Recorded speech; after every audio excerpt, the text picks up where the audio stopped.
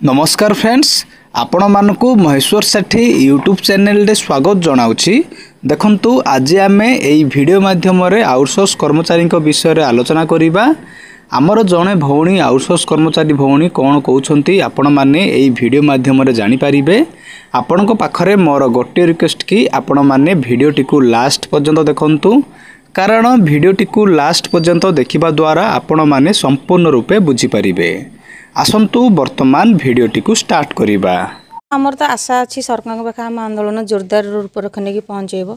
आमर जो प्रमुख दाबी गुड़िक अच्छी यदि सरकार से दाबी गुड़ी न मानती तो आम अक्टोबर लास्ट कि नवेम्बर फास्ट रे अनिर्दिष्ट काल राजरास्तार धारणा देवु जेपर्यंत सरकार आम दाबी न मानी। निश्चित भाव में प्रभाव पकेब। आम आंदोलन सेमती तीव्रतर रूप नब तेणु सरकार निश्चित प्रभाव पकेब बोले आशा कर। जदि आपण मानकु एई भिडियोटी भलो लागिछि ताहाले भिडियो को गोटे लाइक करंतु, चैनल को सब्सक्राइब करी पाखरे थिबा बेल आइकन को प्रेस करी ऑल नोटिफिकेशन बटन को ऑन करंतु। सब्सक्राइब करिबा द्वारा आपण माने नोटिफिकेशन पाई परिबे। भिडियोटी को देखिथिबारु आपण मानकु बहुत बहुत धन्यवाद। Thank you.